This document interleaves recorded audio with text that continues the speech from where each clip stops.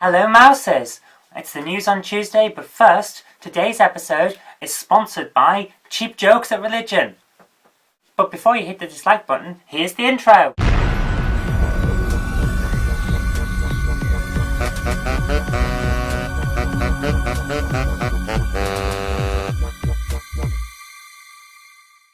Okay, first up, it's the Diamond Jubilee of Queen Elizabeth II, Queen of Great Britain, Northern Ireland, the Commonwealth, and everywhere else that I can't remember because I wasn't really paying attention. When I was at school, I was sort of writing stories about Knob Mouse and all his friends, and then doing stuff that would actually help me in my career. But anyway, I just wanted to cover this because it's a remarkable occasion.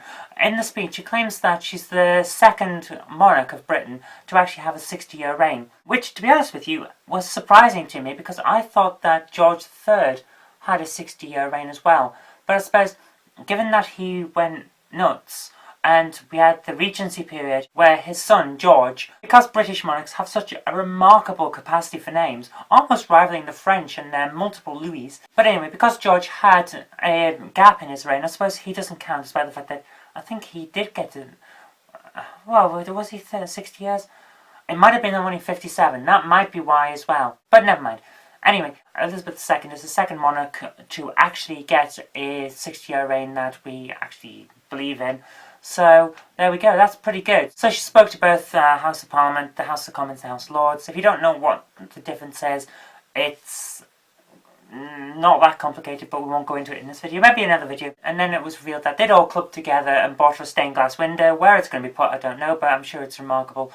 So I might actually want to try and find a picture of that and see. If I do find one, I'll put a link in a little bit at the bottom. If I don't, then Google will probably find it in a few days. And on to the next topic, which is that BBC iPlayer has finally come to the Xbox. How long has it been since we got iPlayer on the Wii? That seems like it was like the first app that I downloaded.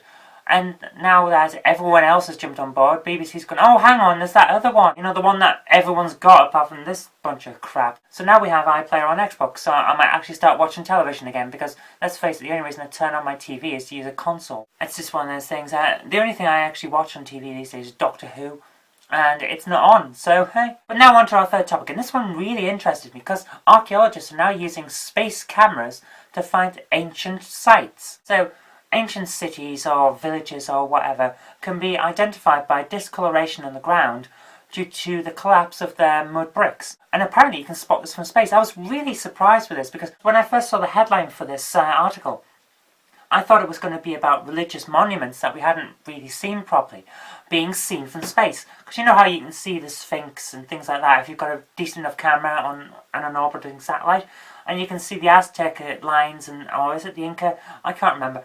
The South American lines from the parades that they did for religious purposes, they're really good from air and things like that. So I was thinking this was going to be something like that. They found an ancient monument in the middle of a dense forest. No one's actually been there because everyone goes to another bit or whatever. But no, they're using satellite imagery in a similar way to how Time Team were using some kind of ground sonar to oh, there's a brick wall in the ground, and so they fire down sounds that would reflect like sonar, and then they'd see what was underneath them. It's something that it's actually really fascinating, so I'm going to look at this with interest because if they do find some new ancient sites, that's going to be really cool, and good luck to them. Okay, fourth and final for today, and this one's annoyed me so much.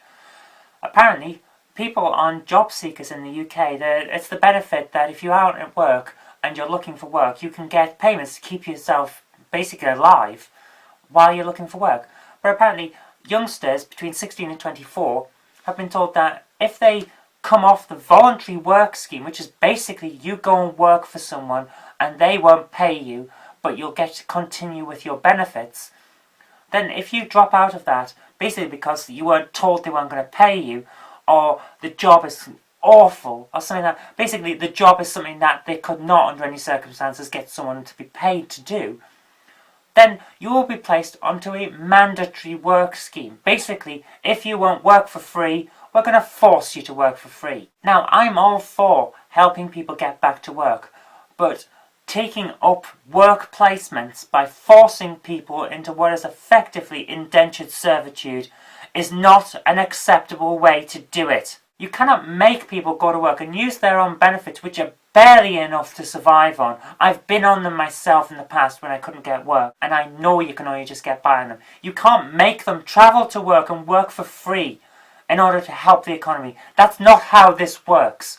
All you're doing is propping up businesses. I run a business myself now. I could go and join this scheme and get someone to work for me for free to help boost my business. It would be fantastic for my business. I could get so much more done and I wouldn't have to pay for it. Can you see a problem with that? Because I can. That's morally bankrupt. It's destroying our economy because you're removing jobs from the jobs market. People don't have to go out and hire someone now and pay them. The government will pay them for them. That's just stupidity. So what's the point of it? The only point is it helps businesses to basically get more done for less. And I'm sorry, but we were pioneers of abolishing slavery, and now you go around and do this.